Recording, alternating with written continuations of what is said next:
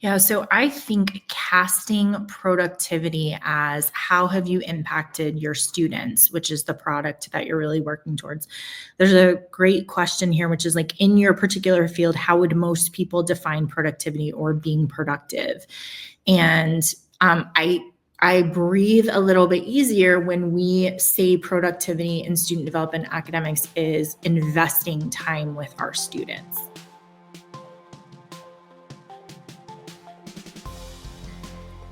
Hello, everybody. Welcome to another episode of Cap and Gown. I'm Rachel Phillips-Buck, VP for Student Success at Ferris Resources. I'm joined today by our president, Matt Boisvert. Hi, Rachel. This is very strange. Yes. What's happening today is very strange. And I was just thinking, why do I have this background? Yeah, good question. So just imagine if you join us on podcast, just imagine a very professional, serene background for me.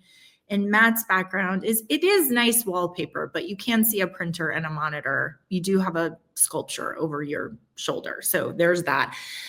If you're joining us live on LinkedIn, you probably are like, what is going on? We are in Austin. For a couple of reasons. Our CIO, James Langford, is here, so we're visiting with him. I told you guys that Rachel Elam has moved here, so she's here as well. In fact, you may see them in the background. They are monitoring us from behind the scenes. But today, I'm super excited because you guys remember that our theme is intentionality for this year. So we've just begun to dive into that. We've had some really great conversations with Dr. Woosley about it. We talked to Shara from George Fox about intentionality, which that was such a good conversation. And today we are going to unveil our book that we're going to cover this year. It's by Cal Newport, and it's called Slow Productivity. And I'm excited for us to talk about it because I think it's something that our student development and academic professionals in higher education really need. So super excited about that conversation today. If you see us looking off in the distance, we're looking at each other. This is what I look like when I'm looking at Matt. This is what Matt looks like looking at me because we're right across from each other. What do you have to tell us at the top of our time together? Well, it says that I'm muted, which makes you happy, I'm sure, but we're sharing a mic. Yeah. All right. Well, the first thing I want to do, you might recall last time I introduced the intentionality of Lucille Ball. Okay. And today, I'm going to surprise you. Oh. I want to talk about the intentionality of Dolly Parton. Oh, I do love Dolly Parton. All right. Do you want to make a list of all the things that she did, how intentional she was? Since you have the paper in front of you, I think you should do it. All right.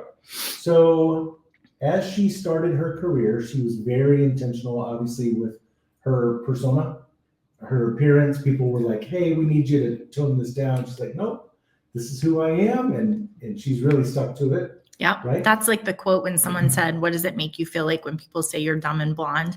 And she said, well, first of all, I know I'm not dumb. And also I know I'm not blonde. Which is a good one. Thanks, Dolly. So she became very intentional with the way that she shared her story. And so the Coat of Many Colors story, the way that she wove that into her song was not a traditional country format. It was her narrative. Very intentional about that and how she talked about poverty with dignity. So she's very intentional there. She was intentional with her publishing rights protection. So there's a whole lot of great story there. Yeah. She specifically turned down Elvis Presley's request to record I Will Always Love You when his manager demanded half of the publishing rights. Ooh. Like, nope. And then just off of Whitney Houston, because she did that, she earned $10 million from that. Wow. But then she, in 1986, she built Dollywood. And that theme park, what that did for her hometown in that region. A lot of jobs, yeah. 3,000 people are employed. We've been there. It's amazing. 3 million visitors annually. So, wow. So if you just think about all the ways that I love Dolly Parton, what she's contributed to the Imagination Library creation. Oh, that's the other thing she does is that I think it's now nationwide, but she sends from the time a baby is born until they go to kindergarten, she sends them a book every month because she said, I remember when I was little, I didn't have any books in my house. And so she's like, I want to make sure that parents have something to read to their kids and kids have books around so they can get used to it, which you want to talk about, like, how do you make the world better? Giving kids books is a great way to do that. So that's awesome. All right. So there's Dolly. Yeah. Great example of just being very intentional in everything you do and being thoughtful about it and making sure it has a larger purpose than just we're kind of, like we said last time, willy-nilly going around doing things, right? Okay. Before we dive into State of the Union, I have a couple of other things I want to tell you. Don't forget that the next time we do Cap and Gown, we are going to have Viva Gore on, who is our Director of Retention Intelligence. I've been working on her to get her to come on, so I'm very, very happy that she's agreed because she is such an incredible mind. And the way she thinks about data analytics, empowering student success work, I think is remarkable. I'm happy for all of our Spark clients to be able to just hear about her and her story and all her expertise. So don't miss that one. Matt, next week, you and I are going to be at CCCU in Atlanta, where I'm presenting with John Hessel from Missouri Baptist.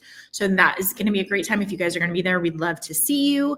Let's see. I think that's all the stuff that I have. So you know what that means. It's time for State of the Union.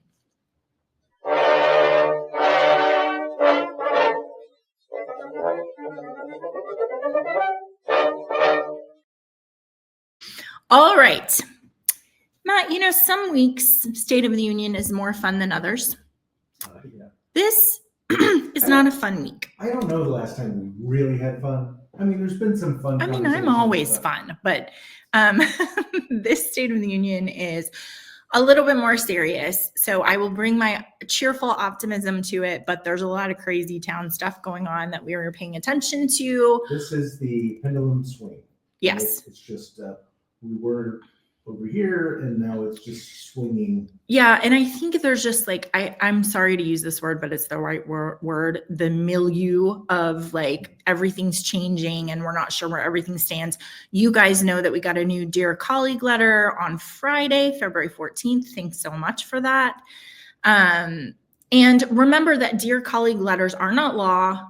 They are like a hint about what kind of laws are going to be coming, about how things are going to be interpreted. And so this is a new one coming out of the new administration. So I'm just going to go straight, you know, these Dear Colleague letters, because there's so much about interpretation and like, well, what did you think about it? And what do you think is going to happen? It reminds me of FERPA, which is like on every campus, FERPA is interpreted differently. And what I like to do is just go straight to what FERPA says and be like, this says, if it's educationally appropriate, you can share it with people, right? So I'm going to give you some direct quotes from our Dear Colleague letter, okay, and you guys can interpret it however you want to. Bailey has popped up an article that's going to give you some of that interpretation, but I'm just going to read some excerpts that are going to help us understand better what this letter is trying to tell us, because everyone right now is trying to figure it out. Okay. All of these are quotes. In a shameful echo of a darker period in this country's history, many American schools and universities encourage segregation by race at graduation ceremonies and in dormitories and other facilities. Educational institutions have toxically indoctrinated students with the false premise that the United States is built upon systemic and structural racism. That is a quote from the Dear Colleague letter. It goes on to talk about the Supreme Court decision in 2023, which was Students for Fair Admission versus Harvard. You remember that, we've talked about it. That decision was talking about admissions decisions specifically. Here's what the Dear Colleague letter says. Although SFFA addressed admissions decisions, the Supreme Court holding applies more broadly.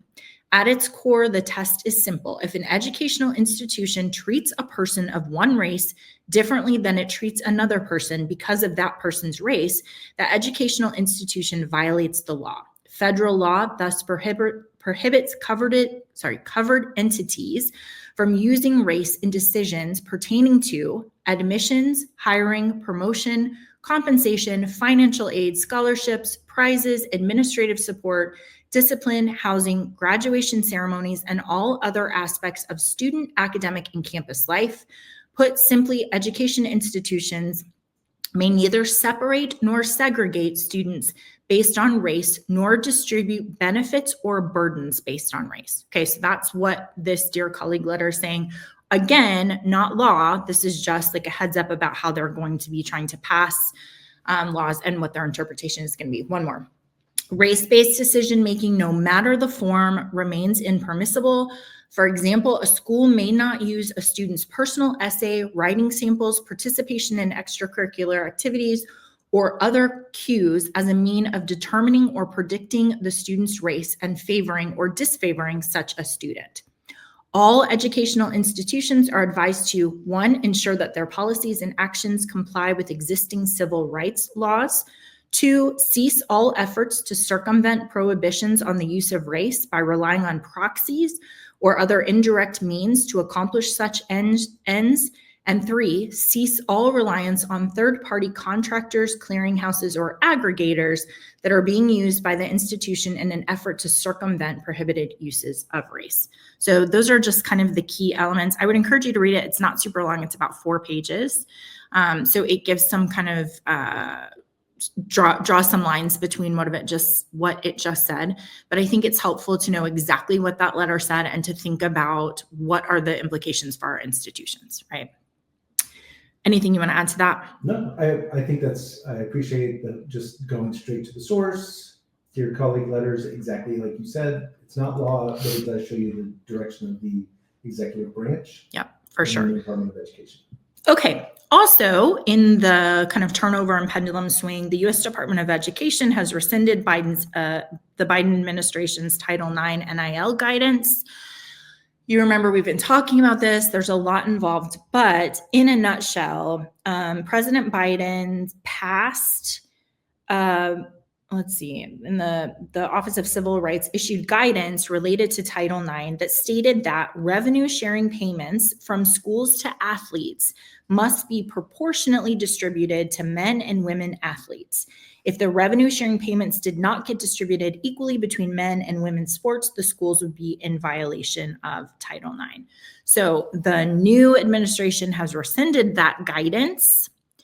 And it says they will now allow athletic departments to follow the plans of pushing revenues to the sports where they see the most value added, obviously mostly college football and college basketball, mostly men's.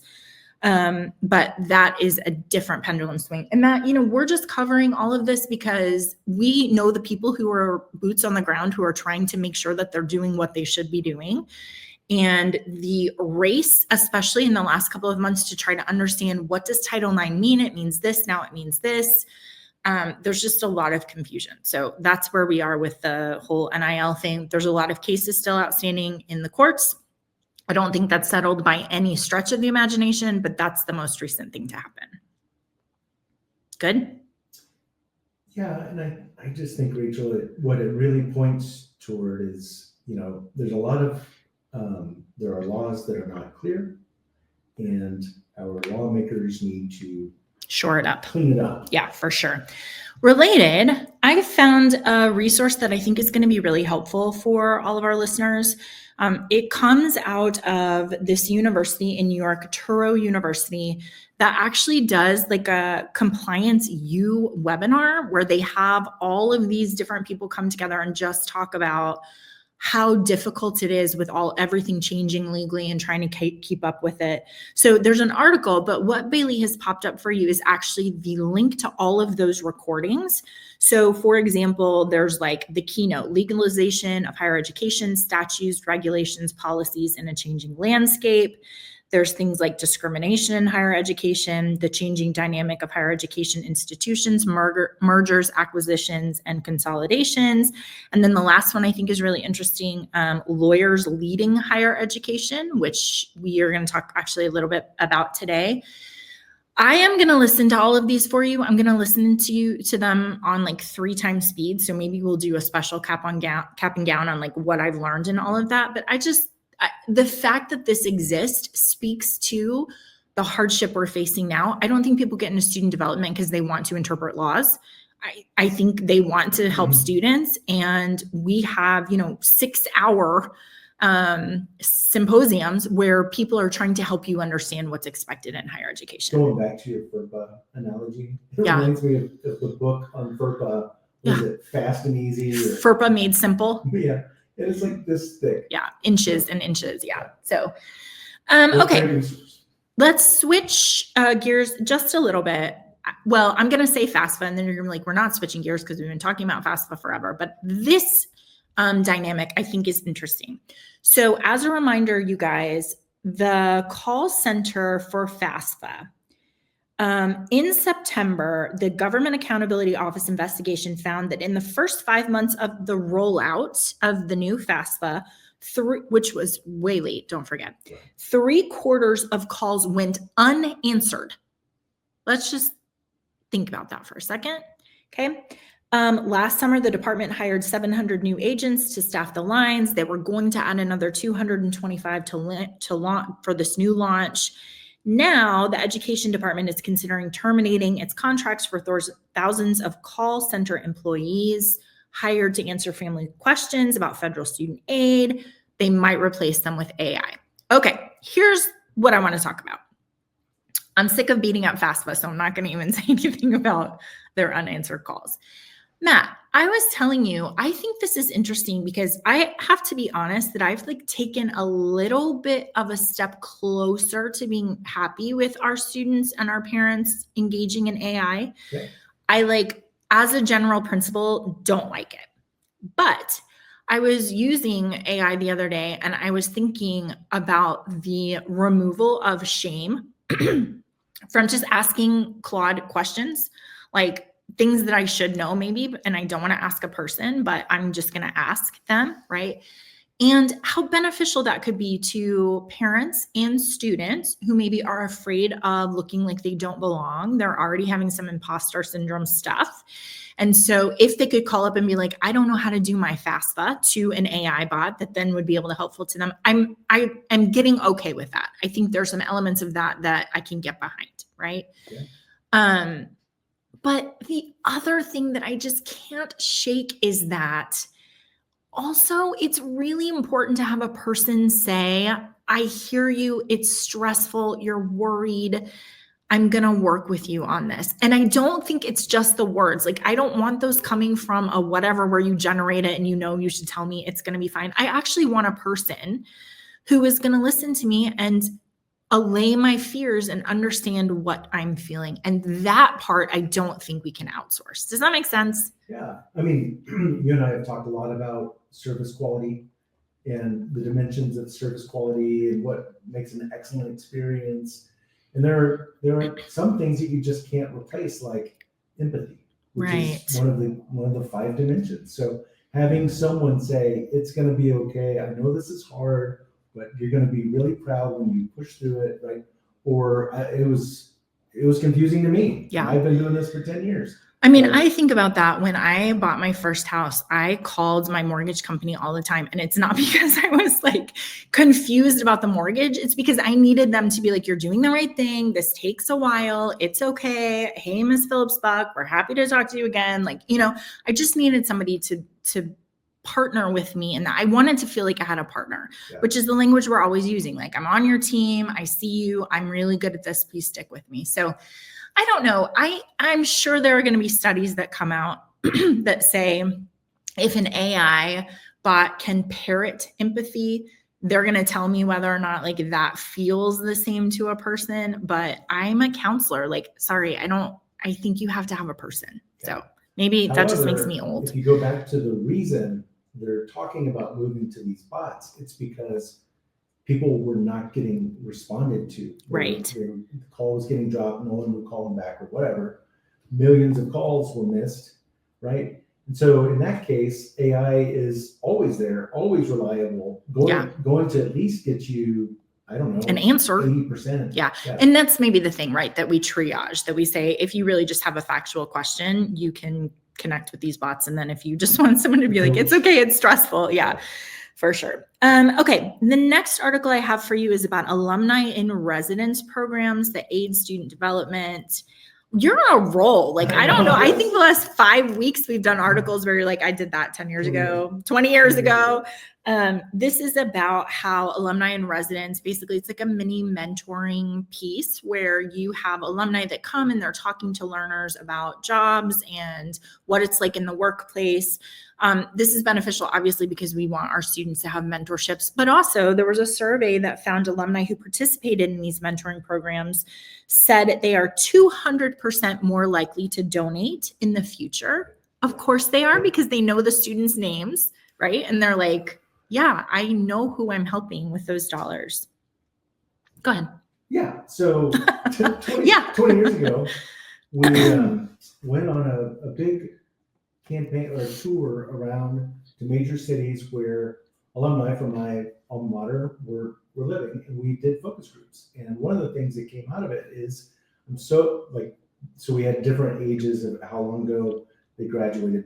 And so for the young graduates, out 1 to 5 years, like, I'm still paying for my tuition. I don't want to give you money. I'm still paying for my tuition. Loans. I don't have money, but I have time, and I would love to get someone young connected in, through an internship. And that started a whole program for this mentoring connections piece. So I'm not surprised. Yeah. Especially in your young alum who that's what they have. They just navigated into their job. They have their connections there. And if you valued that, then they feel like, hey, this is really great. It's a win-win. So, yeah, I love that. It also reminds me, Matt, this I think is really helpful. I'm always looking for the framework of how do we understand different jobs on a campus? And I'm always thinking about, we talk about advising and everybody has a different idea of what advising is, but I always tell schools there are 3 elements of advising. The first one is degree planning, which you can outsource that to AI, right? That's a great job for AI. Look at the schedule, look at what you've brought in. You're able to see, here's what you should do over the next 4 years.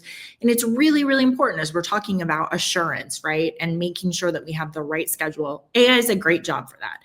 But then when we talk about advising, we have success coaching, which is someone who's like, how's it going? There's where the counseling center is. Here's where you can do tutoring, go introduce yourself to your student or to your teachers.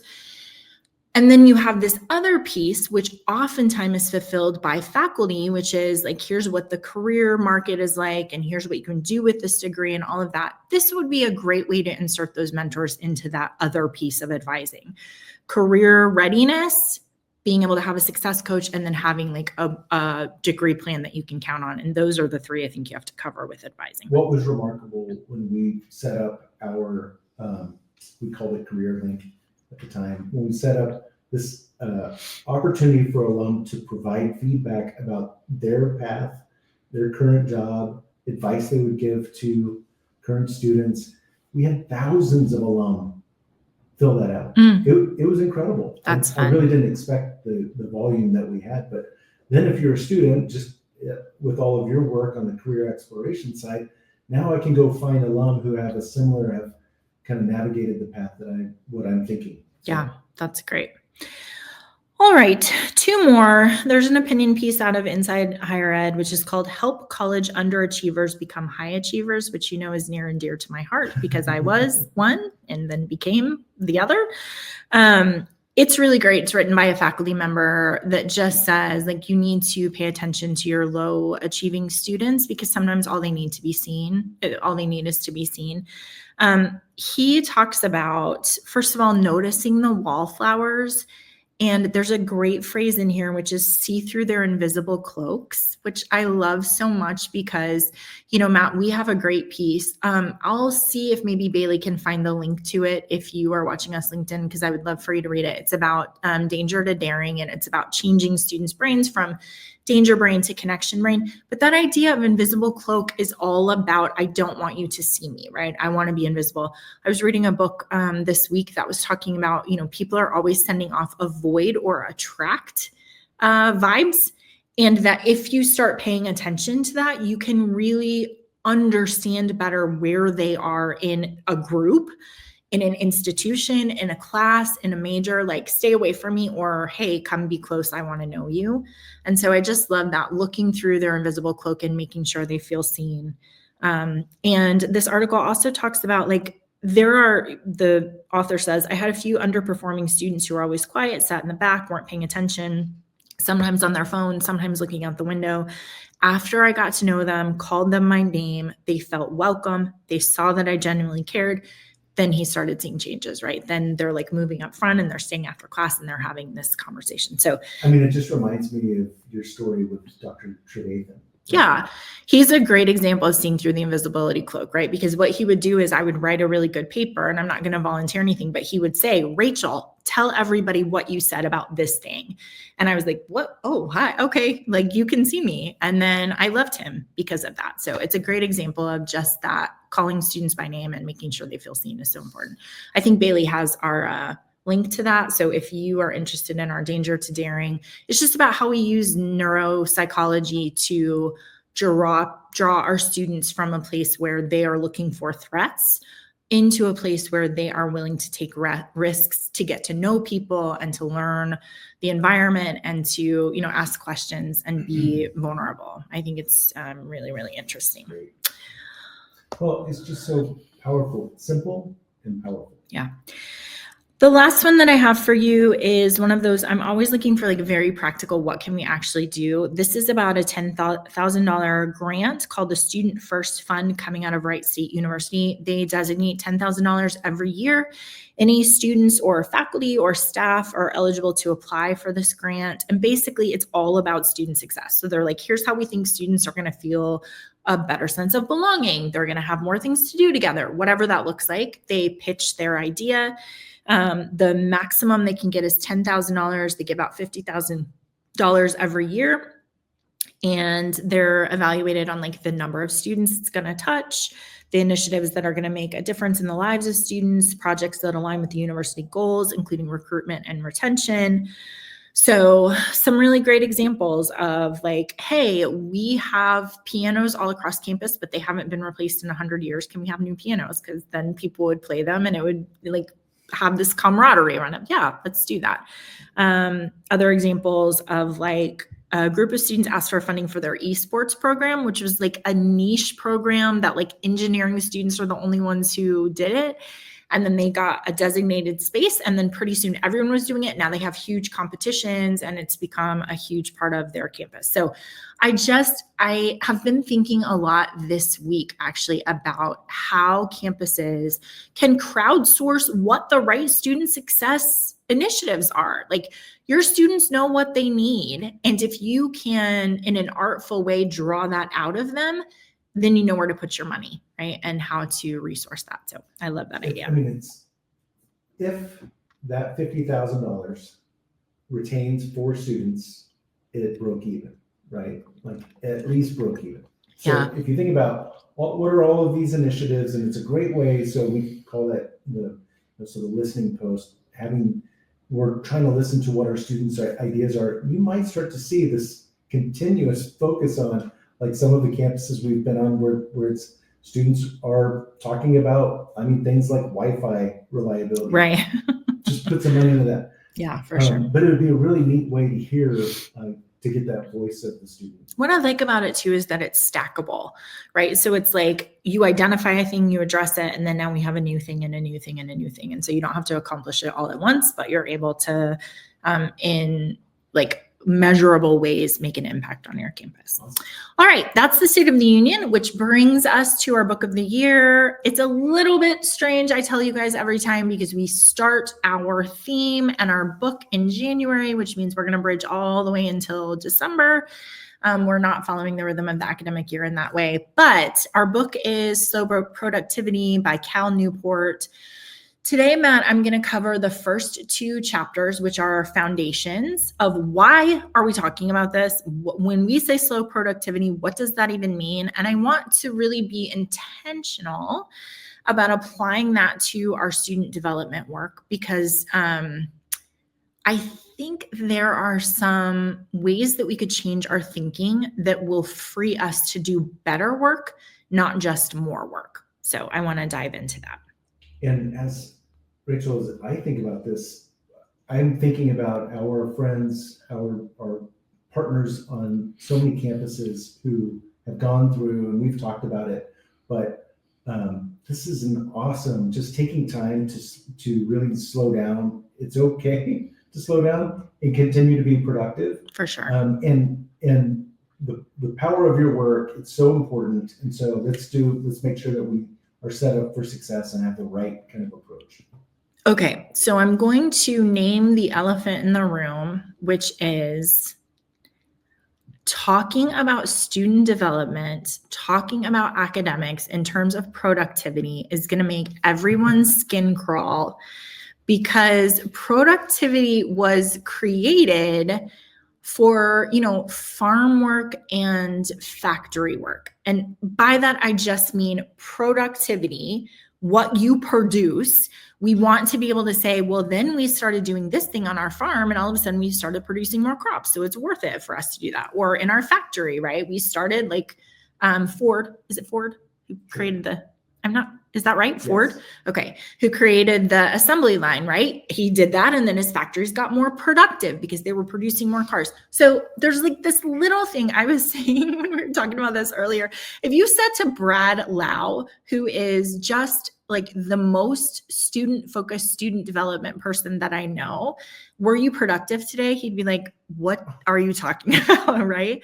But Matt, you said something really smart about taking that word apart and helping us understand what it really means. Can you talk about the like product versus productivity? Yeah. So I mean, the whole focus is, okay, so we have this product, and are we creating it more? Do we have more quantity and higher quality of this product, right? So when we think about productivity, it's, well, we have this widget typically, and I've seen that in manufacturing shop. But when you think about then in higher ed, what is the product? And being able to be really intentional about understanding what the product is. So when I think about my university and its mission to educate students for service and leadership throughout the world, thinking about that's our product, that's what we're invested in, then everything that I do toward that is productive. Yeah, so I think casting productivity as how have you impacted your students, which is the product that you're really working towards. There's a great question here, which is like, in your particular field, how would most people define productivity or being productive?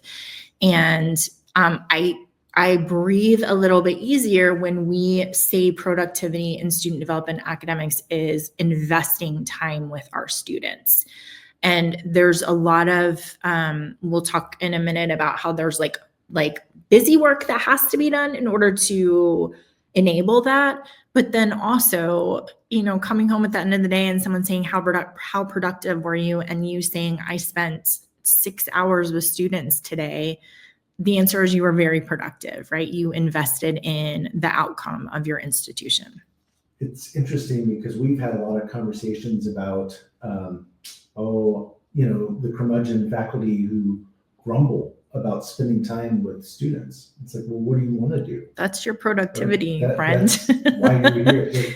And then you have other, even administrators who become so focused on, we've talked about this in each, different areas on a campus, but if, for instance, you work in the technology group on a campus and you're thinking about technology, and you lose sight of the why is so that students have a great educational experience, and you've shifted then into being, you want to be the expert on, and you want the notoriety, you've lost sight of really the purpose of the product, right? Yeah.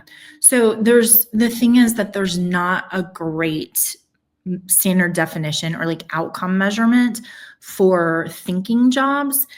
He talks about thinking for a living people, like we would think that's our faculty, but also I think on a campus, you have loving for a living people, right? Like, how do I invest in our students? How do we love them? And it's really, really hard to understand what that outcome is and what your product is. So, I was thinking, Matt, we have a campus where they got a new supervisor, and the supervisor was like, I want you to keep track of every second of your day and tell me what you've done at the end of the day, right? Because I want to make sure you're not wasting time.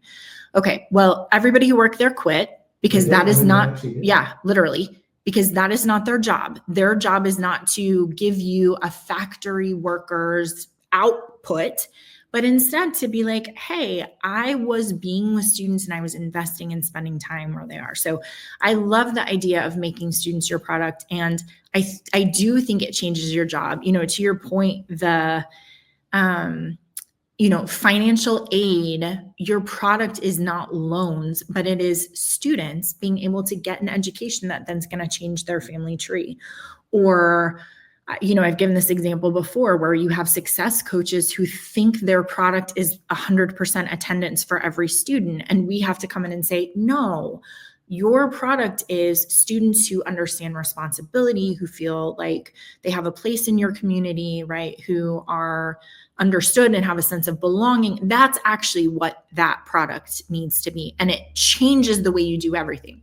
Because if you think your job is 100% attendance, then you don't listen, you don't pay attention to your students. You just tell them, you have to go to class, versus this other piece. Matt, to your point about like every single office has this. We know a president who was a president for a very long time, like 10 plus years. And then he did his umpteenth graduation, and then he did faculty pre-session. And he was like, I just realized that our students are really why we do this work. And I know he meant that to be inspiring, right.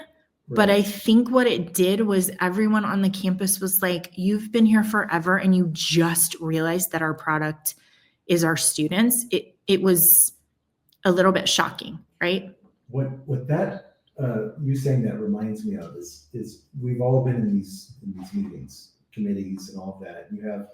You have in that, and a lot of our listeners and clients fit this, where they know that it's the student, that the student's always at the center. That's why they do the job. And then you're in this committee meeting, and it's like you're talking about a whole lot of other things, not about the student. Yeah. And how defeating that can be, versus when your boss finally the light turns on and is like, oh.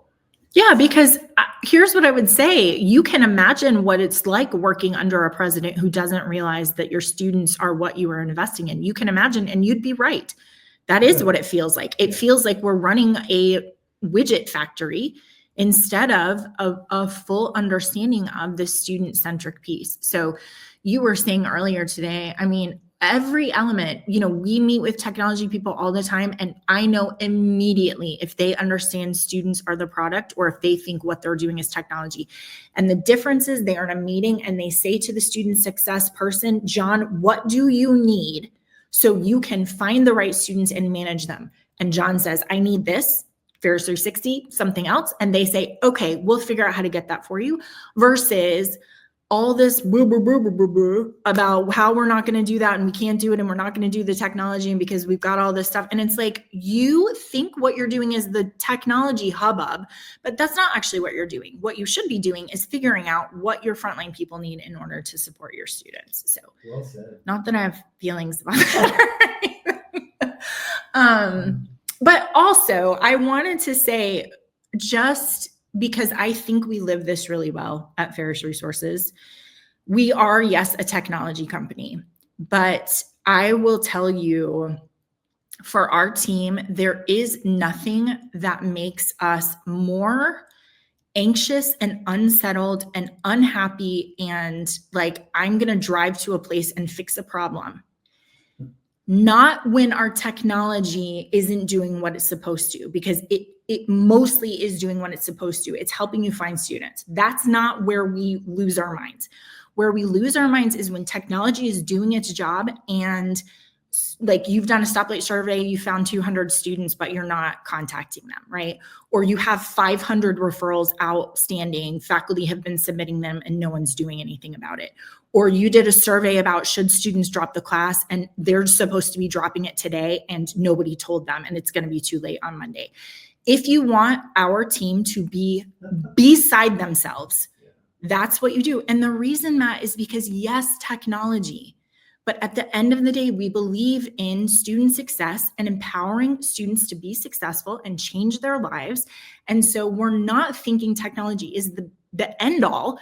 We're saying if it doesn't ultimately increase productivity for students, it's not good enough. It's really not doing what it should be doing, right? So there's my soapbox about that.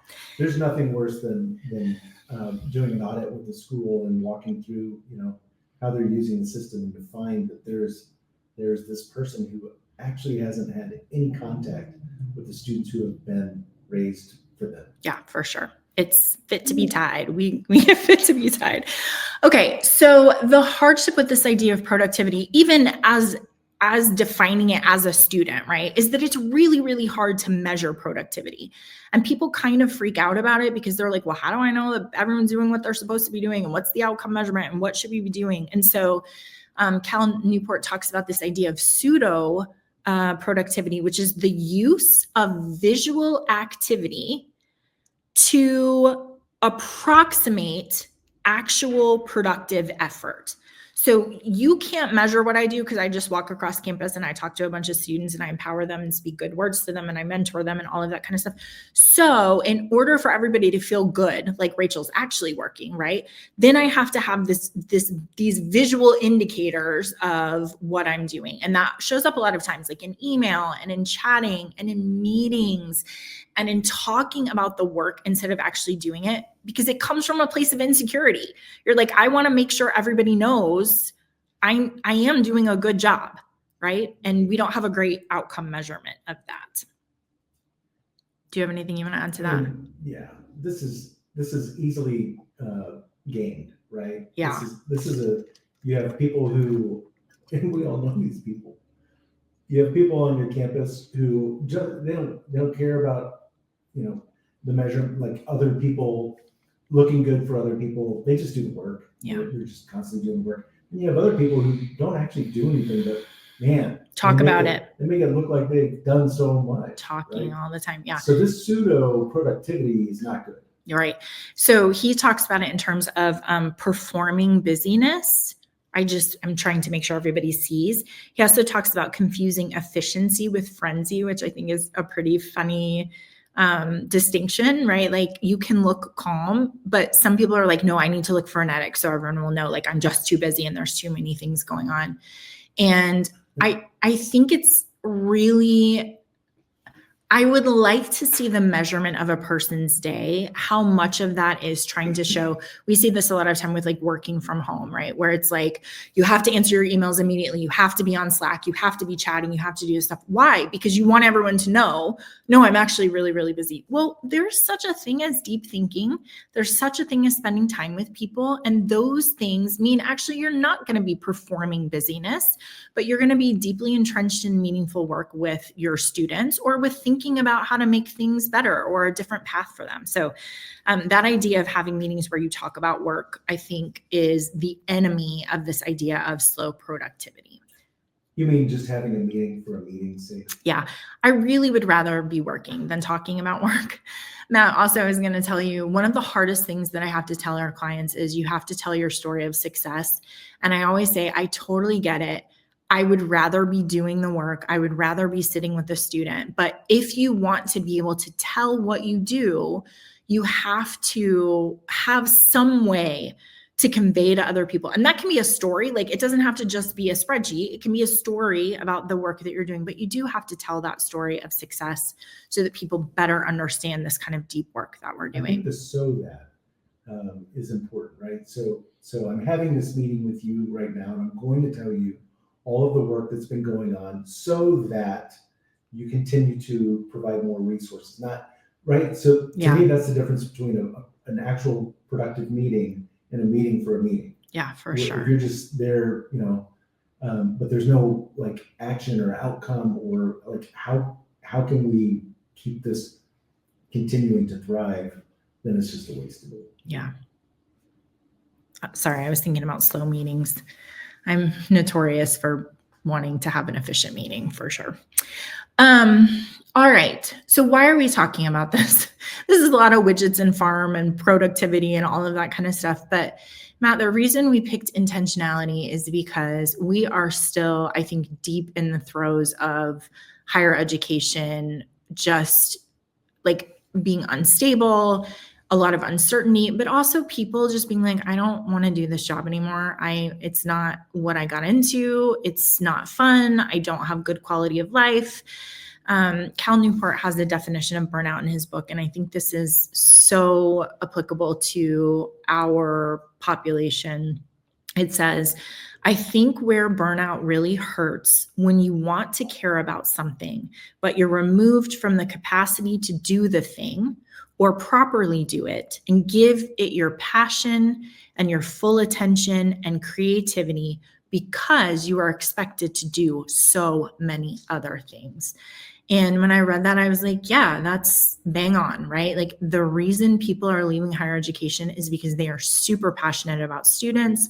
They want to invest in them. They want to be engaged in student development and growing them into full, glorious members of community. And over the last 5 years, there's a bunch of stuff that our people have been doing instead of that piece, which originally drew them to the work. So I think a lot of people are in that boat, and it's like, it's almost, I don't know, I'm not going to say this is a fact, but I feel like, Matt, it's almost worse if you love the work, the real work, and then you're distracted from it because it's like in your view, right? Like you see the students you could be spending time with, you see the impact you could be making, but instead you have 57 meetings and you've got to go do all these other like cross it off the list things versus like all I do is some job that's meaningless and I just go do it and then I go home and then it's fine. Does that make sense? Listen, as you were talking about that, so many of our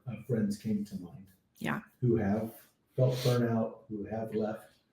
And what I pictured was when I would Zoom with them, their desk and their bookshelf, and all of these little reminders from students, things that their students have given them because they changed their life, right? So you have all of these reminders of, I do make a difference and I am important to these students and I have changed lives. And as you're doing all this busyness, it's just like you could make a sad Disney movie off of this, right? Like you just look and you miss those days, yeah. Right? So, and I was also thinking about our student success funnel. We've talked about that a lot. Like, hey, I'm doing all of the work of student development. I'm identifying my students. I'm connecting with my students. I'm helping them solve problems and I'm being able to tell the story of success. And if you take that and that's my day, that's a great day. Right. But then if we were to just like put in little call outs of all the other things distracted, that are interrupting it and shrinking, if this is my day and I used to be here with all 4 of these areas and now it's just a big, everything is kind of pushed out. Yeah. All the good work. Yeah, for sure. So yeah, that's when you feel burnout. And the idea of being able to go back to doing a thing with your full passion and attention and creativity, that's what we want. And that's why we picked intentionality, because it makes sense that you would be burnout, but I think there's a way to go back and reclaim that. And, Z and I were talking about this the other day. It's like over COVID, we just kept adding more and more things because more and more things had to be done right now, right? There wasn't like a historical, like, oh yeah, we've done that before. It was just like a bunch of stuff that we were learning and adding and doing and whatever. And there is a time and place to be like, okay, stop.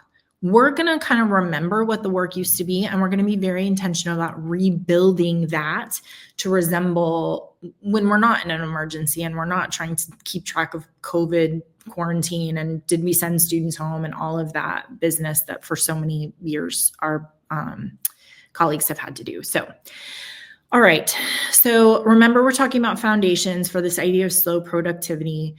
Newport says that this comes actually out of a slow movement. You guys might be familiar with slow food, which is like we have the farm and then you sit down and we bring stuff to the table and it's slow. It's the opposite of fast food, right? Slow food, where it's an experience. Well, I didn't realize this, Matt, but people have taken those basic tenets, which the 2 primary and effective strategies of this slow movement is offering people a slower, more sustainable alternative to modern busyness that draws from time-tested wisdom.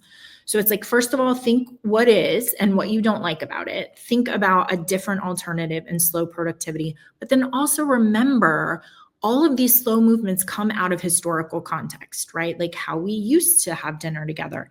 There is slow food, there's slow cities. So before there are cars, there are cities who are like, we want it to be walkable and we want you to have a bike and we want to have neighborhoods and all of that community building in a slow city.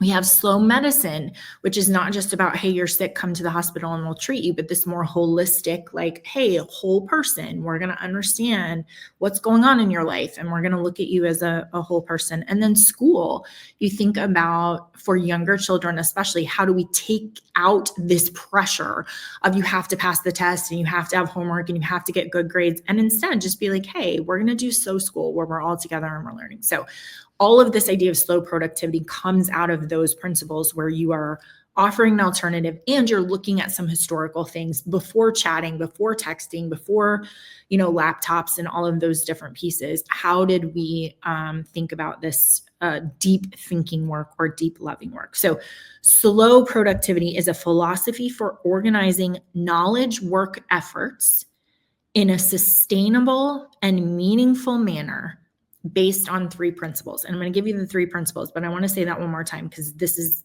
the definition we're going to be working with for the rest of the year. A philosophy for organizing knowledge work. So we're not talking about farms and factories, knowledge work efforts in a sustainable and meaningful manner. Matt, I was thinking about knowledge work and just how if we redefine our productivity as how are we producing students, and we put that in the context of knowledge work, what we're saying is we have expertise. We have expertise about how to be in college. We have expertise about student development, about, all of those different elements. And we are imbuing that into our students as the product so that they can be more successful, which, like, I want to write that down and put it on my desk. Use your knowledge to produce healthy, happy, competent citizens out of your university. I think that articulation would really help people decide what's useful and decide what's busy. Yeah. So, okay, here are the 3 principles. Number 1, you guys are going to love this. This is another one you could put over your desk. Do fewer things. That's the first principle. The second principle is work at a natural pace. And the third principle is obsess over quality. So do fewer things, work at a natural pace, obsess over quality. So what we're going to do for the next year is we're going to dive into each of those and we're going to talk about practical applications. But I think, I love a good action item. I think it is so helpful just to write those 3 down and to pay attention. In counseling, we do this thing where we're like, don't change anything. Just pay attention to how do you work? Do you do too many things? Would it be better for you to do fewer things? How fast are you working? Is it frenzy or is it a natural pace? And then how obsessed are you with quality? And I know that you're going to have something to say about quality because you do love excellence. But just thinking about sometimes when we're frenetic is we actually just let it go because we don't have time for it. It's fine. It's fine. It's fine. It's fine. Right. Instead of let's craft something excellent. So do you have anything you want to say about that? I said you did. I have a lot of things, but we have a lot more show, down the road. I'll talk more about that. For sure. But you know that I love that.